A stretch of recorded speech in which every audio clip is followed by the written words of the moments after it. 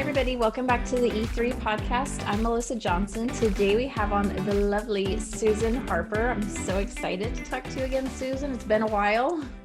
Yes, it has. So Susan is part of Sharper.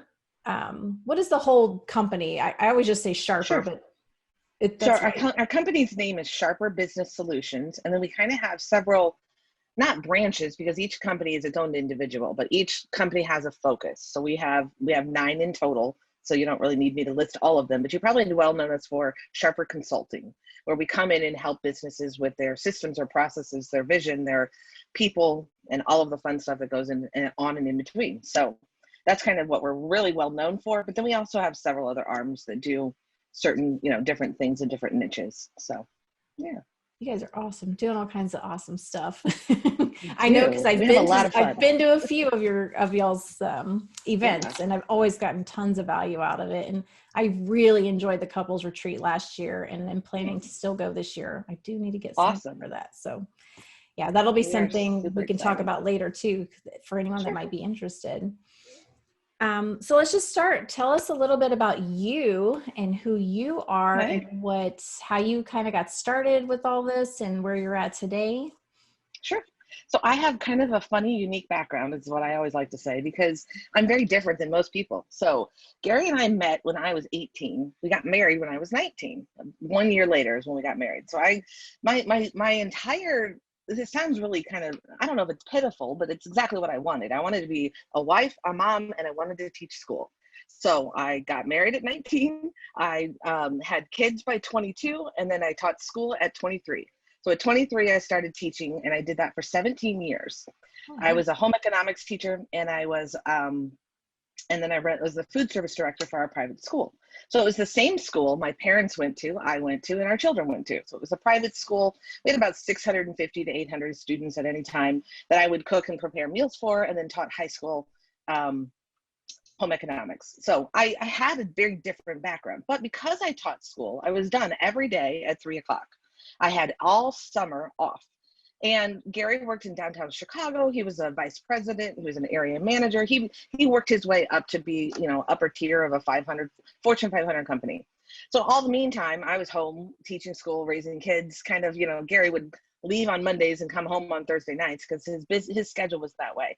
So I'm not the kind who just, at 3 o'clock when I was done, I felt like, all right, I have plenty more to do. Let's do something else. So early 2000, about 2002, my brother-in-law really got into real estate and needed help with his rental company. So I became a property manager at that point in time to help him, and I took care of collections because I could do that from 3 to 8 every night. And then every summer, because I had 2 kids, I wanted to keep them busy. I wanted to make extra cash. We would fix and flip houses. So the kids and I were actual laborers. So I thoroughly enjoy demo day. That one's got to be my favorite. So, the actual physical work. So my parents definitely instilled in me that I can do absolutely anything I put my mind to. So I have hung drywall. I have repaired a bathroom. I have laid tile. I have put in kitchen cabinets and counters, and I've done it all just because I think I can. So probably not the best way to do that, but didn't know as much as I do now. So, but then, yes, child labor is such a thing, but I put my kids to work. So they would haul out trash. They would help clean. They'd help us paint. It was always a mess. It was a whole lot more fun to do because they just did it right along with us. And then anytime Gary was free, he'd jump in and join us too. So started real estate for us personally in about 2004. Started accumulating some rentals. Again, we owned a property, helped run a property management company, and then later actually owned it with our brother-in-law because some of, our own portfolio was in there as well. So that was about 2004. About 2012, Gary came down with a really bad illness. Didn't even know what it was until we spent probably 6 to 8 months trying to figure out what it is he had. Finally found out he had Lyme's disease, and at that point we were told he didn't have long to live. So all that being said, we then really had to kind of change our gears. We let all of the rental portfolio go. And it was the same time, we all know the crash that happened. I'm not specific on the dates because it was a whirlwind of a personal nightmare along with, needing to get rid of portfolio. Mm-hmm. So all of those went back to the bank. We ended up having to file bankruptcy on the business part of those rentals because at the same time, the market crashed. Indiana reassessed taxes. So we went from $550 payments to the mortgage and escrow to $1,200 payments to the mortgage and escrow, and our rents didn't cover it. So we held on as long as we possibly could, used all of our life savings, worked with the bank. The bank was wonderful to us. They didn't report it to our credit because all cash went straight to them. But eventually they're like, you can't keep going like this. You've got to just let these go. So the bank encouraged us and walked us through it. And in return, they ended up giving us 5 properties back. So we got to keep those free, not free and clear because we paid taxes on them. But, it's just the kind of the whirlwind we went through all in the same time. Gary's dealing with really, really bad health issues. So he goes through these health issues, and at the same time, it's like, okay, so he's not working anymore. He was working, making $250,000 plus a year in bonuses, and did really well. I was a school teacher. I was a school teacher because I love being a school teacher, not because the money paid really well to be a school teacher. So at that time, it's like, okay, what else can we do? So I picked up a night shift job. I answered phones at a call service from home from about midnight to 5 a.m. every night just to help make ends meet. So we would then also clean out properties on the weekend. Because we knew so many people in real estate, we really had help to be able to work and, earn money and not lose our house. So in reality, as much as we say we lost, we didn't lose anything. Our home, our cars, everything stayed, and obviously our relationship and our kids, all of us became stronger because of it. So I wouldn't wish it on my worst enemy, but I'm glad it's something we went through.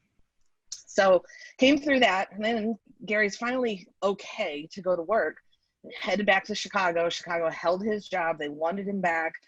And his brother-in-law's like, you probably shouldn't do that. If you think God took you out of that, just to put you right back in it. So, and that's a really hard, tough conversation to have when you're like, that paycheck is really nice. Yes, we had some entrepreneurial spirit in us, but the reliability of an entrepreneurial paycheck is not always there when you first start. And I was kind of missing that. So at that point, he's like, okay, I'm going to do this. We'll do this for we'll do it for a year and see where it goes. Well, he jumped right in with his brother-in-law and did a wholesaling company. They did some fix and flips, some rentals and wholesale, and he did really well. He loved it. So Gary was trained up in, corporate America, where there are tons of systems and processes, and you have the operating systems that a corporation makes and enforces you, but an entrepreneur does not. So early on, he would start working with his brother-in-law and just realizing we're missing the structure that corporations have in the entrepreneurial. So we're not the first to the market with this, but EOS, Entrepreneurial Operating System, based off the book Traction, is the system they chose to implement and put in their business. So Gary, knowing everything, but also realizing there's no way I should implement this for us.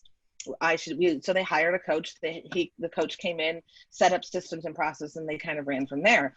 And at the same time, that business grew. That business just exploded. So they went from, I think it's like 67, I'm going to be a little off on my numbers, but about 60 to 70 deals the first year. Then Gary jumped in and they went over to 150. So they kind of more than doubled their deal count and their revenue and all of that. So the business continued to grow, and they saw that progression with the systems and processes and the difference it made. So at the same time, I'm still working at school. I still run the property management company. I still fix and flip on the weekends or in the summertime, and just fun stuff to keep us busy and to keep me out of trouble, I think is how Gary always puts it. So at the same time, they held an event. Gary's company did. They held an event, and they invited people to come see the office and see how things are working. And the one gentleman just said, hey, can you come help me with this? So it's really kind of funny. We didn't even start the business on purpose. It was not forced on us, but it was like, hey, since you helped him really well, could you do this and help us? Like, okay, we probably could. And at this point, it's summertime. summertime, and I knew, so here I'm always the planner and the thinker, and I'm a major gift giver. I love to give gifts. I mean, it's just one of those things I like to do. So I know Christmas is coming, and if I'm going to have money for Christmas, I need to earn it and save it and work up to it for the summertime. So there was an opportunity to work a booth at the fair. And, you know, that's going to be like 12 hours a day for 9 days. And I was going to make $1,500. I was super excited. I came to Gary with my plan and he goes, no, you're not going to do that. I'm like, no, but really I could. And then this could be my Christmas money. I had it all worked out. He's like, no, that's insane that you think 9 straight days is worth that much money for you. And I'm like, well, this is what I know how to do. I know food. I know how to be nice to people. I've hosted banquets and dinners and parties and all of that. I can do this. And he's like, no, we're not going to do that. And so it was literally just 2 weeks before someone had asked him for his help. So he's like, we're going to start a business and we're going to do it together. Okay. So again, I got married super young. I started teaching school super young. All I've done is hung out with kids since I was a kid, and I didn't feel qualified. I didn't feel, I still most of the time don't feel like an adult, because who wants to be an adult? Oh, fun. It's more fun to be a kid, right?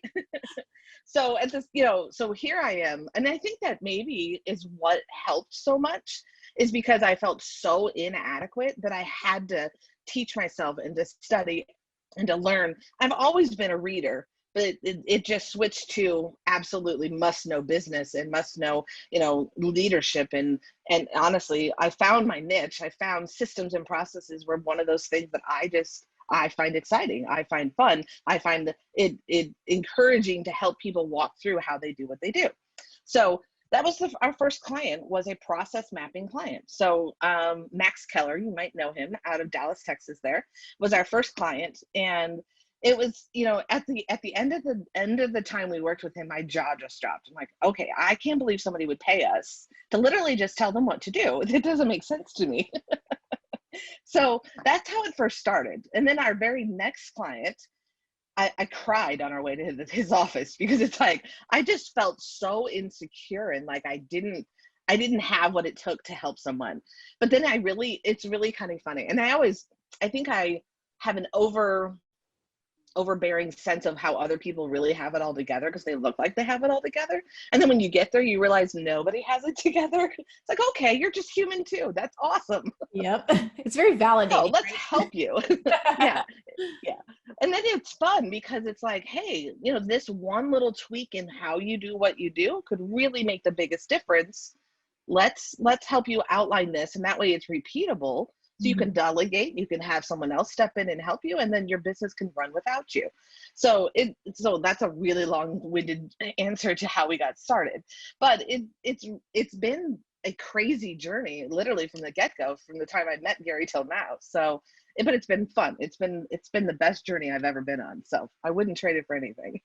Looks like y'all always have fun. And you said something really important there too. Just like, I feel like, when you are a business owner, you think you're doing everything right. We're all guilty of it. It's like, I got it together and stuff. But then we run into a problem. And sometimes no matter how smart you are, you're so close to it. It's hard to see those gaps and those inefficiencies when you're in it so much, and it's so true.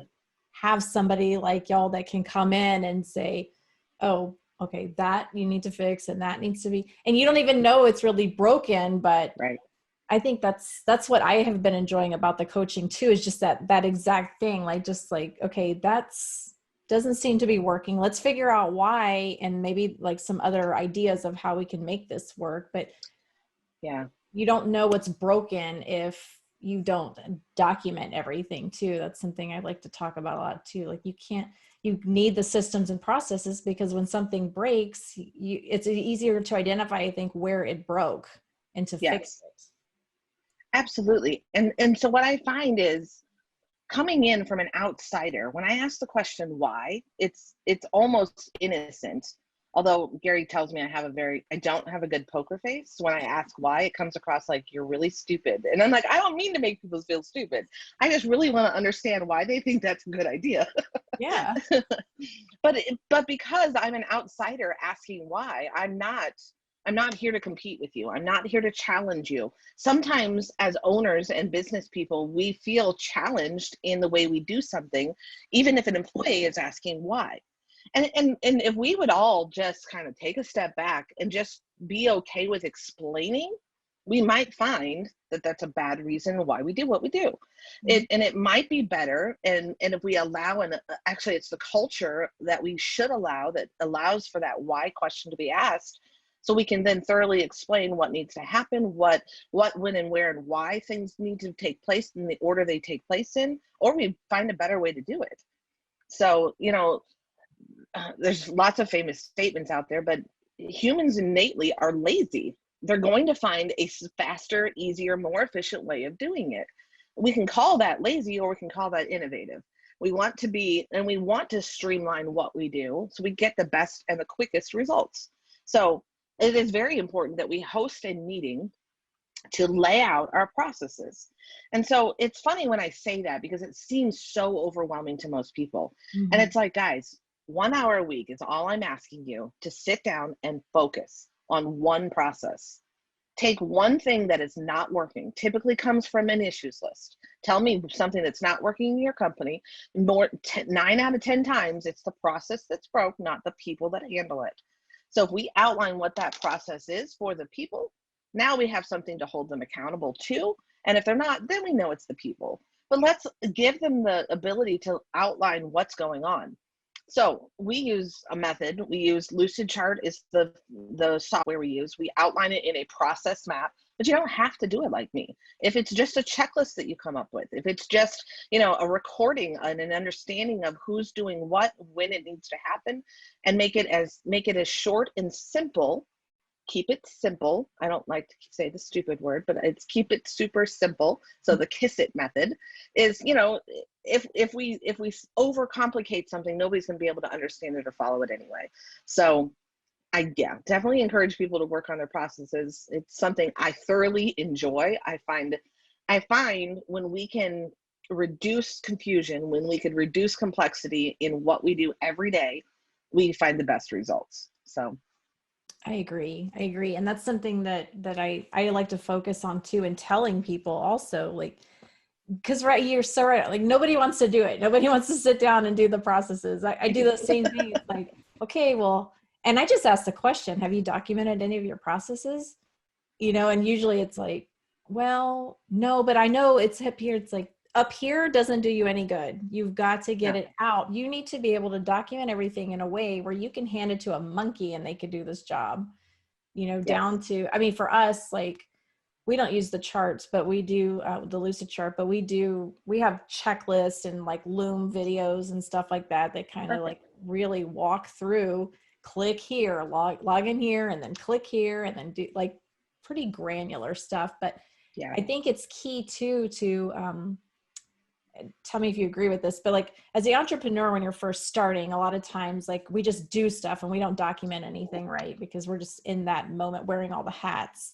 But then eventually, as you're trying to delegate things off, which you should be as an entrepreneur anyway, you know, you need to have all that stuff documented for whoever that you're going to bring onto the team.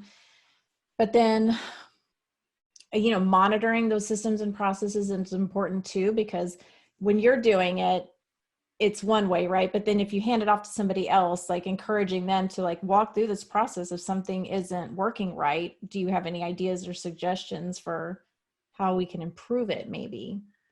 Yeah. So again, it's just getting you into the habit of 1 hour a week looking at your processes. When we find an issue shows up in the business, first thing I always look at is the process. Maybe we need to review it. Maybe something has changed. Maybe we're not following it, which is always most of the time the case.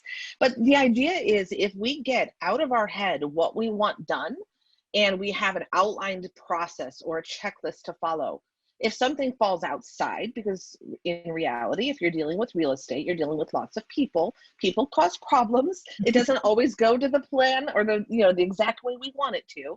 That's what a manager is there for. They are there to monitor and help with the exceptions. Here's how we want things to go. So that's what we outline in our process. If something falls outside of it, then we have to go to a manager for the exceptions. Mm-hmm. So yes, monitor them regularly. So we have anywhere from 8 to 10 core processes in our business. Now, that does not mean we don't have smaller ones, which we do. We have sub processes.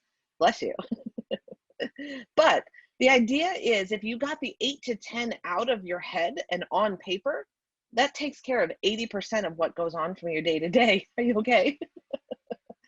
It's allergy season. Sorry. I muted myself so I wouldn't sneeze all over the place. I get it. I just felt bad for you. Sorry. I tried to like keep it together here. Oh gosh. So let's talk for a minute about because I know how important all that stuff is, and like having the right person to do those things. So like the visionary and the integrator, right? Sure. The two like key people in the organization. Yeah. So can you talk a little bit about that relationship? Because a lot of people haven't heard these terms. Like they're like, what's a visionary or what's an integrator? Most people don't know what an integrator is. Sure. And you know what it is? The funny thing is integrator is more of an ideology of what they do.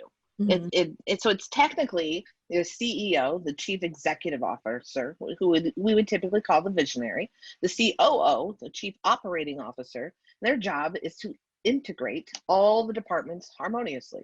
So integrating mean we want to make sure all departments kind of communicate correctly, that the process of our companies flow from one department to the next without any hiccup or without any a sudden change in plans or what somebody's dropping the ball. The integrator is the one who makes sure everything is working and running. They're holding the business accountable. They're making the business move forward. Whereas the visionary is the guy who comes up with the great ideas. Not that they're all great, comes up with ideas, but he comes up with the ideas to innovate the business. He comes up with the culture of the business. He comes up with any problems the integrator can't solve. The integrator's bringing it to the visionary. How do you see another way around it? So when we come in and work with a business, we want to profile test everyone. So we do something called Predictive Index, and it gives us a behavior assessment of how that person in their natural state, how they behave. And what areas we're looking at is their problem solving abilities, their people, their process, and their pace and their process. So if you take into consideration each seat or each department within your company and the skills required for it, if we're talking visionary, we need someone who is a great problem solver. That would mean they'd have a high A. When I mean high, it's to the right of the center line. So if you ever have a profile or a PI test or an assessment, and if anybody's looking for one or have some help with that, I can send a link. So a high A, they're going to be, their natural ability is to problem solve. The B is the people skills, whether or not they're the outgoing social type person or kind of a reserved, more quiet, more introverted person. The C is going to be pace, how quickly they want to move or how methodically they want to move. The more methodical, the more list-based. The lower the C, the more impatient, the quicker, the faster, the speed is more important to them in the way they behave. And then there's the D, which is the process. How flexible are they with it, or how rigid are they with it? Rigid meaning they're more like a perfectionist if the D goes that high. So that was kind of a whirlwind, explanation of the visionary itself. Would typically have the higher A to be the problem solver. Their B is going to be a little more outgoing because they need to create the culture and the big relationships that are important for the business. The C, they typically move at a faster pace, and they typically don't want all the rules, the processes in place because it's not their strong set. So that doesn't mean every visionary is that specific profile I just listed, but that's the idea of it. Do they have the behavior traits to be in that type of position to know and do? So let's talk about the integrator. The integrator's A needs to be close to the visionary, because when the visionary solves a problem or comes up with a great big idea, the integrator needs to be able to see it, to be able to understand, okay, I see how that is the way you're solving this problem. And then I need to go integrate that into the business. So that visionary integrator relationship is a little like oil and water sometimes, because the visionary thinks of all these grand ideas that they're going to be awesome and amazing. And the integrator says, okay, but how and why would we do that here? So I mentioned earlier that we have 9 different businesses because Gary comes up with phenomenal ideas and they're great, but they don't fit in this business unit. This business unit's focus is on consulting. It is not on hiring people. That's what Sharper Personnel does. So when Gary comes up with these phenomenal ideas, the first question is, That's awesome. What's the name of that new company, and who do you need help finding an integrator for it? That's always my response, because at that time it's like, I can't take on the responsibility of that new project because our business needs my focus. So it's just working together and understanding what your business's focus is, what it is you're looking to go out and do. So we want to help you find purpose, cause, and passion, why you do what you do, and then the vehicle with which you do it, the niche that you focus in. Because then any idea that visionary brings, we run it through that type of filter, and it's like, hey, guess what? It doesn't fit here. And that's fine. I'm not telling you, no, you can't do it. I'm telling you, we need to start a new company, and we also need someone else to run it, because my focus needs to stay in this company. So that integrator relationship can be like oil and water, because it feels like no, even though no is not the word I use. But it's to me, it's one of those most important things, that if we have a strong visionary and a strong integrator, both of those people can make a business phenomenal. So, but we do need both of those skill sets to be able to put all of those things in place. I agree. And I don't think any organization is like too big or too small to have a person like that either. Would you agree with that? No, not at all. In fact, Gary always says the very first person he hires is the integrator. If he's going to remain the visionary, he's getting an integrator to make sure all of it gets carried out. Mm-hmm. So one of the key tasks in an integrator's role is special projects. Special projects should last no more than 6 months in the integrator's seat or their division or what they're responsible for. But once that is up and running, it's a great idea and it's actually doing things and making money. Now it's time to delegate. But yeah, start with that integrator. And again, integrators is more of an ideology. So it's not necessarily a title. It's not a badge of honor that we wear. It is, this is my job of what I do. I integrate the business. So that can be an office manager. That can be a COO. That can be, I don't know, there's a million different terms we could call it. So make whatever you decide to use, it's just that person's job is to integrate the business. And by that, I mean, you've got KPIs that hold each of the departments accountable. You're the one in charge and running meetings to make sure the effectiveness of what you're doing is being carried out. You're the one, responsible for the profit and loss of the business, not necessarily the bookkeeping aspect of getting that report, but making sure our company stays in the black. And then looking at it to see, is there somewhere I can save money? Is there somewhere we need to stop spending here and start spending here? It's giving, it's that ability to integrate all aspects of the whole company. That's what that job is, and that position is for. And let's just say a relief for the CEO, because I tell you, like, I feel like I did it backwards, right? Like I hired the COO last. Yeah, we find that a lot. Yeah, it's like, but once I had somebody in that seat, it was like, oh my gosh, this is like the best thing ever, because I know for me personally, and I feel like a lot of entrepreneurs fall into this categories, we don't really like managing people very much. No. I mean, I love people. I like leading people, but as far as management goes, which I feel are two different things, Absolutely. Managing all the day to day and like, did you get this done? And did you get that? Like, I hate that kind of stuff. I can barely manage myself, much less people. So having that person in place that you go to, and it's like, hey, I had this idea, or can you make sure XYZ gets done? And then just like handing it off to have somebody that actually will implement this stuff for you, because we do run around with like a million ideas. Like, I feel like I always have ideas in my head. I have a list of like businesses I want to start, but you're not abnormal. Lots of visionaries are that way. Yeah. And I couldn't do it without having somebody to pass the detail work off to, it's like, here's what I want to do in a general sense, and here's what I want it to look like.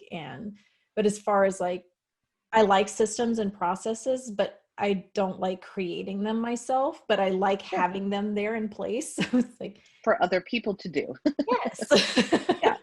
So you see and understand and appreciate the value they bring, but it's not a strong suit, and that's okay. And that's what I really think we need to more encourage people to say, hey, I am weak in this area, and that's okay. I'm going to find someone else who can help me be strong in it, or to strengthen it, or to put the proper pieces in place. And we say it all the time. If you're weak in an area, delegate it. Yes. Now, if that is a personal weakness, let's fix that. Let's work on ourselves. Let's be the best wife, the best mom, the best, the best person we can be. But if it's business, delegate it. Find somebody who that is their strength, be willing to pay them, and delegate it, because you will get so much more enjoyment out of what you get to do if you get rid of the stuff you don't like to do. Mm-hmm. Or I find too, like just because you can do something doesn't mean you should be, right? That's and I too. catch myself with that, because like I did all my own bookkeeping for a long time because I had a bookkeeping background. Wow. That's, my whole thing. I came from like accounting background. And so I would always do the books. And then finally it's like, why am I doing the books still? I shouldn't be doing the books. I need to delegate that. That was a tough one to let go of, but it was that thing. It's like, well, I know how to do it, so I'll just do it. But just because you can doesn't mean you should be doing those things. So true. Yeah. It's hard, right? Yeah. No, nobody said it was easy. I mean, what we do in business is very simple, but it is not easy. It's not an easy thing to let go of something you have built, you have created. Finances is especially one that we find the most people hang on to. Because, hey, what if, there's always that what if. It's like, okay, we'll put some parameters in place. We don't let them pay the bills. They just organize them for us, and we'll push the bid. There's, give yourself the okay that you're not giving and turning over everything. We've got to build trust with the person we give it to anyway, before we are able to say, okay, sure, you can have access to my bank account now. That's a hard one to do. I understand. It is. But the technology and stuff is so great now. Like, I hired 3 people to do my finances. So I have a CPA, I have a bookkeeper, and then I have a note service. Nice. So she manages my notes and my rentals. And those 3 things, like taking those off the plate, but then you can really nowadays control access a lot better too. So like, I know with my bookkeeper, yes, she has access to my bank account, but only as an accountant. She can't, withdraw money or transfer money or anything like that. Basically, she can just download statements into my QuickBooks, that kind of thing. So there's a lot of control, I think, that people have now, if you're scared about letting go of that. Right. That piece of the business, because I agree, that's like the toughest one to let go of. Yeah. And it's funny because we get into the thought that we're the best at what we do, and we probably are really good at it, but because we're stretched so thin and our focus isn't just in that one area, are we really giving the best service to our own business in that realm? So for instance, if you are the best at marketing, but you really can only spend an hour a month on it, your marketing at some point is going to slack. Versus if you had someone who sat in that seat and that is all they did, how much better, how much more, consistent, or the KPIs that be able to look at every week to know what's going on. And that holds true for every position in your company. You might be phenomenal at the acquisitions role of your company, but because you are also marketing, you are also TC, you are also finance, you are also everything else that in the bucket of your business.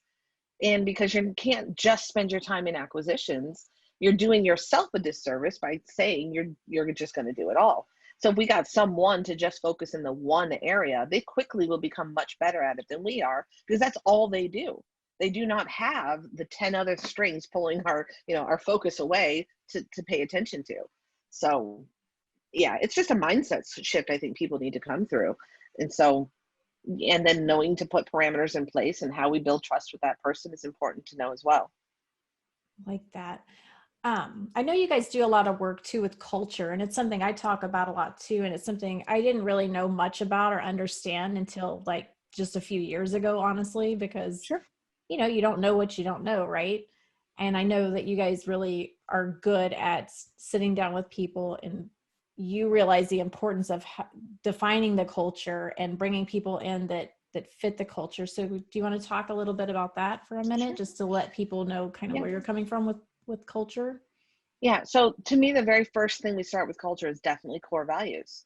If you don't understand yourself to know if, these are non-negotiable things with me. And if I can't express what those are, and I just get annoyed because you're bothering me, or you're not fitting and I don't quite know why, then we're not hiring those people with that purpose in mind. So understanding your core values and then applying them to your company. So what's funny is core values should be set off of the owners of the business. So for Gary and I, we're both owners of our business. We both have different core values. We have lots that touch, lots that talk to each other, but they're not all the same. He has a strong core value of belief. He feels that if you don't believe in him, in what we do, in the value and the help that he can offer, then it's not going to work. So really don't bother, because we know it's not going to work. You're not going to work well for this company if you don't believe that we are going to help people, and that's our goal in life and what we do. My core value that touches and talks to that is called perspective. To me, I need a positive outlook on how things are going to work. It's funny because Gary's definitely more of the pessimist in the relationship than I am.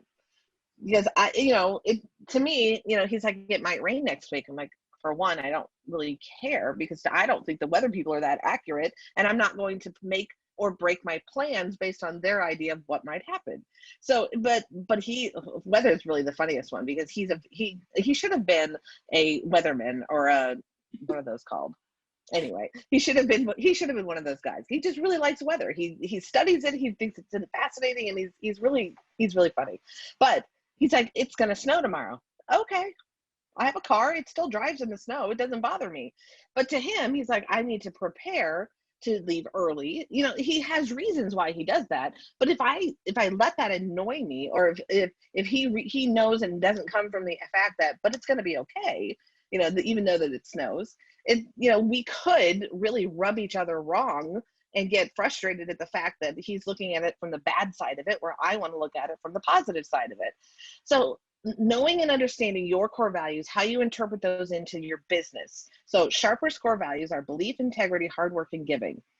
When someone comes on to our company and we ask them, first off, we ask them about their core values. I never give them our core values until they've already been hired. I want to know what drives them, what motivates them, what, if I violate a core value of theirs, what that might be. Because if we violate something in someone's core values, it's like, hey, guess what? I'm done with you. I want nothing to do with you. And it's not that I'm a bad person. It's not that you're a bad person, but we will not get along. So there's not really a reason to continue this relationship. So starts with that. Next thing it starts with is your purpose, cause, your passion. Why do you do this business? And can the people who are working with you get on board as to why you're going to do it? And a lot of us start a business to make a lot of money. In reality, that's why we do what we do. But we've got to get deeper into the meaning of why we do what we do. It cannot just be about money, because who's going to work for you to make your back pocket bigger? Nobody's going to jump on board and be good with that. They want to know that you have a purpose for your business. So our purpose for Sharper Business Solutions is to create a good work to support God's work. So in the end, our goal, our 10-year goal, is to give $2.6 million away to the Lord's work. What's kind of cool about that is we explain that to every employee that works with us and says, hey, by that year, we will, I kind of do an award system for our employees that, hey, this amount of money is going to a charity that is approved in your name. They can submit charities to get approved, and we will give it to them in honor of them because of the work that they've helped us do to get there. So we have been able to have phenomenal talent join our team because of the purpose we have of our company. And so the same goes for you. If you understand your core values, can hire, fire, and reward based off of your core values, and then everyone's pulling and rowing in the same direction of where you want to go, that creates a great culture to just, they'll get up to go to work even on a day it's snowing outside. They'll get up and go to work when they don't feel good. They'll get up and continue pushing through hard things because your purpose is much more than about the money that's going in your back pocket as the owner. So I encourage everyone to make sure they understand why they do what they do. It has to be more than money, because in reality, you probably are. And there's a way to word what you do to help others, to help, leave a legacy for your family, but maybe you'll even allow at some point your employees to earn that legacy as well. We've worked with some phenomenal companies that do some great things, and they even allow their employees to kind of buy into future savings, or they own part of a rental house. They, there's lots of ways to offer and create that culture in your business. Just depends on what you want and how you want to distribute that. Yeah, core values, man, that is like, I can't stress enough. That's some place that I like to focus to. And again, another thing I didn't know about until, a few years ago when I started building a team. And that's when I really started learning about leadership and culture and core values and stuff. And we sat down and did our core values, and it took a couple of days. And I think it's important to tell people too, like, you're not going to come up with your core values in like an hour. It just doesn't, if you're really being thoughtful about the process, and it does reflect, like I always say, I look at my core values all the time, and it's like, these are my values, but I'm the face of the company. Like, this is my company. So it really, your company is a reflection of who you are and what your values are. And those values become the filter that you run everything through. You make decisions based on those values. If you're going to hire a certain person, if you're going to invest in a certain property, like one of my core values is keep it simple. And so I don't like taking on huge projects anymore. Not that I can't, I just choose not to, because I want to keep things simple for my personal life and for business. And so it really, knowing what those things are and understanding like how it plays into the relationships and the people that you hire and how you run your business it's so important to spend the time up front working on those core values, and then really making sure that you're in alignment with them. Absolutely. So, I mentioned again when Gary got sick last, it's been 9 years now. So it's still been a while, but that he was off work he was at work for an entire year. But it was to the point, again, I worked at a private school. And so I was getting ready for school one morning, and I'm like, all right, what are you doing today? He goes, well, I kind of just got told I'm definitely not going back to Chicago to work. I've just been told I don't have long to live. I'm like, okay, but what are you doing today? And he's like, what do you mean? What am I doing? I'm like, well, I need the dishes washed. I need the laundry done. I need the house picked up. Can you do that? No, I can't do that. I'm like, okay, well, then why don't you come to work with me? So he's like, you're kidding, right? I'm like, no, I'm really not kidding. I need you to get up and do something. You can't just lay there and die, because that's not going to work. So it was a ton of extra work to have to get up early, to help him get ready, to help him take a shower, to help him get dressed, to get him to work with me. But you know what? Again, it was a private school, so our children saw him every single day at school with him for lunchtime. That I think said more to our kids and helped more in their upbringing, that we just aren't going to quit. We will always work harder than we need to get where we want to go and to get doing what we want. So I don't even know that I realized hard work was such a core value to me until after that moment, because it was almost like, you're not going to lay here and die. You're going to get up and do some work. And it's funny because I've had a brother-in-law. He's an ex-brother-in-law now, so now I don't feel bad about saying this, but he was, in my opinion, was not a hard worker. So it's like I had very limited interactions with the man, because it's like, I do not respect you at all because I think you're lazy. And so we've done a lot of self-discovery, with ourselves for a very long time. There's a if you've ever looked into generous giving, I think is the organization, but they'll come out and do a journey of generosity with you. And so one of the questions was, what's your very first impression of money? I'm like, okay, well, when I was 11 years old, I got a job detasseling corn, which meant you walked up and down a corn row and pulled the tassel off of every stalk of corn in the field. And you did that for about 12 hours a day. And I was 11. Like who lets an 11-year-old do that? But in my opinion, I made $600 that summer. That was a lot of money for an 11-year-old. So my initial response with money was physical labor. You had to be physically active, working hard to earn $1. So that's really kind of funny, because Gary and I have not struggled with that, but mine is I always thought you had to do backbreaking work to get $1.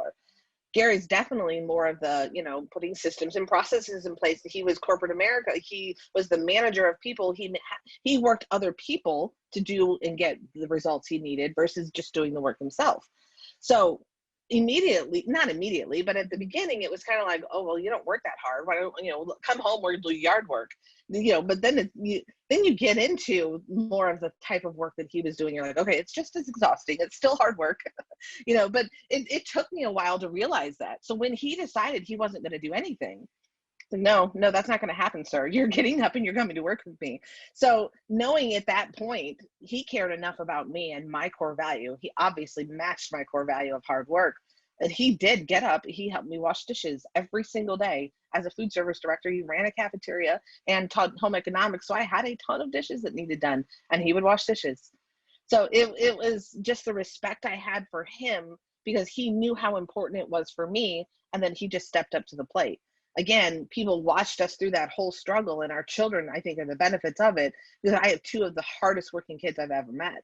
So, and then realizing that when you hire someone on, if they do not have your core values, it's like you will lose the respect you need to either manage them up or manage them out. And eventually it'll just work themselves out because they didn't fit and they didn't match your culture.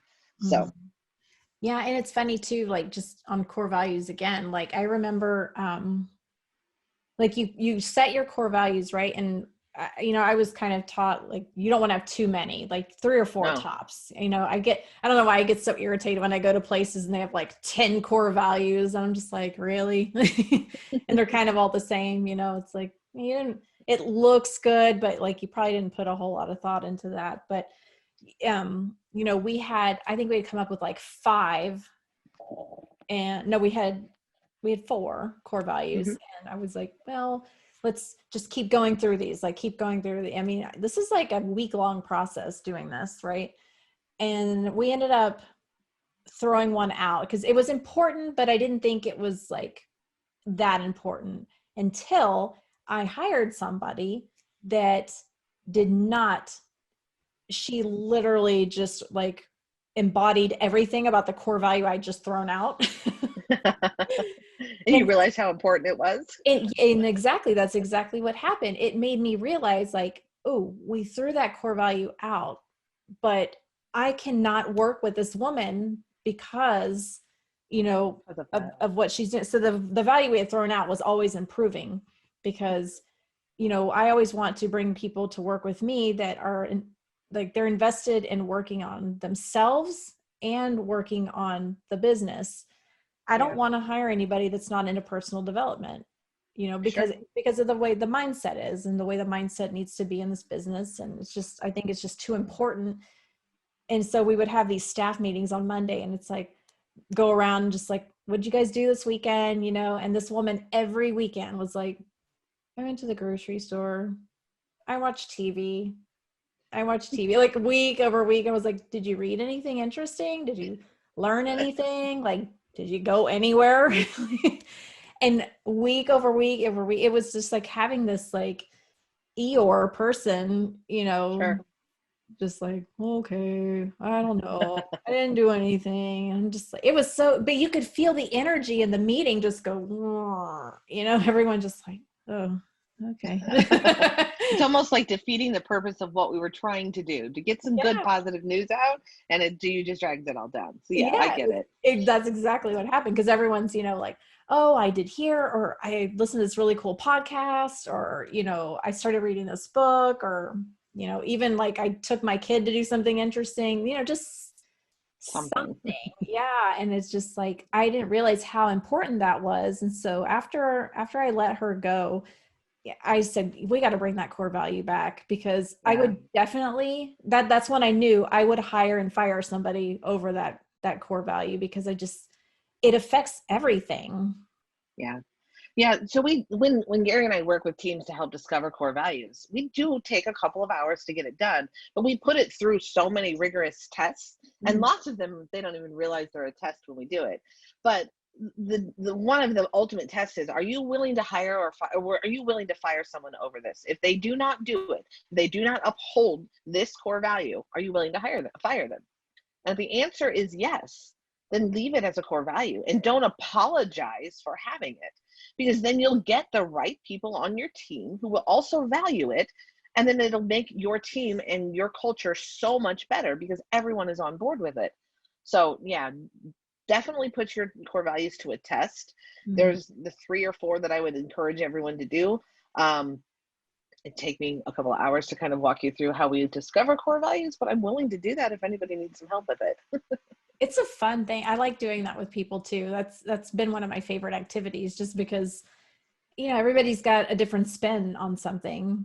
Yeah. And I've even had them come in, like I did one, and I had the owners and then I had their employees, and I asked the employees, like, when you look at these two, what values, what things about them do you respect and admire about them, kind of a thing. And it was interesting to see, what they would say about the owners and see what the owners thought about themselves, and just seeing, does this align? And it did. In that case, it really did. Like, they really are who they say they are, and they embody their values really well, and their employees recognize that. And I thought that was really cool. But yeah, I wish I would have known the whole, like, would you fire somebody over that core value before I tossed it out? Because then I would have never hired that woman. Would have saved about 6 to 8 months of time and training. Frustration. Frustration. I get it. Because it is frustrating. And it's like, actually Gary and I had a really good conversation last year during COVID, because some stuff was going on, and we were talking about something, and I just said, I don't understand, like, it's bugging me, and I don't know what to do about it. And he just, I still say it, he just laid it out. He said, because that's rubbing up against a core value for you. And when he said that, it was just like, oh my, and it wasn't even a business thing. It was like a personal thing. But I mean, it does bleed over. And when he said, like, it's rubbing against a core value, it's almost like your gut, I guess, talking to you, but we don't listen all the time. No, we don't. No, and that's funny, because core values don't just apply to business. They apply to all relationships you have. Oh, 100%. So you'll find the people that you attract to because they have your core values. And if they don't have all of them, we are okay if we don't line up perfectly. But if they violate one that is a strong core value in you, you're almost like, okay, see you later. And you cut the relationship off and never do it again, because it is that core to who you are and what makes you up. So, and again, I always say, don't apologize for that. That's just who you are.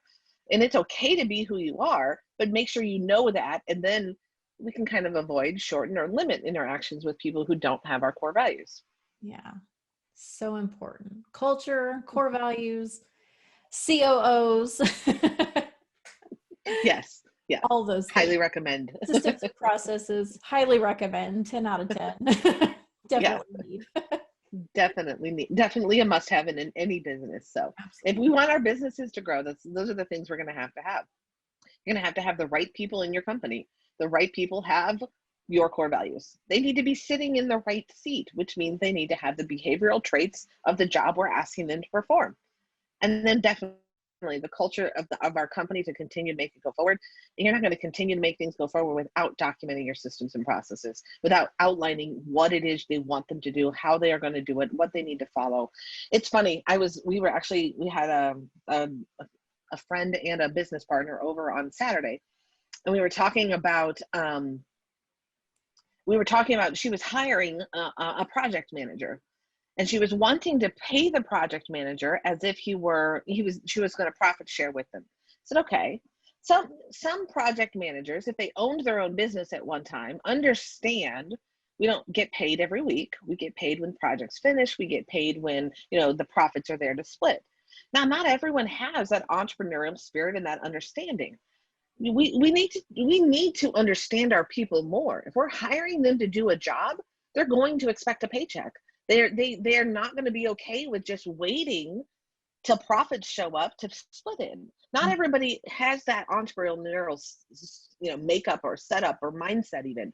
And what's funny is when we started Sharper in 2016, I did not quit working my school job till 2019 because my school job gave me a consistent paycheck. Not that it was anywhere close to an actual paycheck or what would help me cover my bills, but I did not have the faith or I was a wuss. That's the best word to say, because I relied and wanted a consistent paycheck.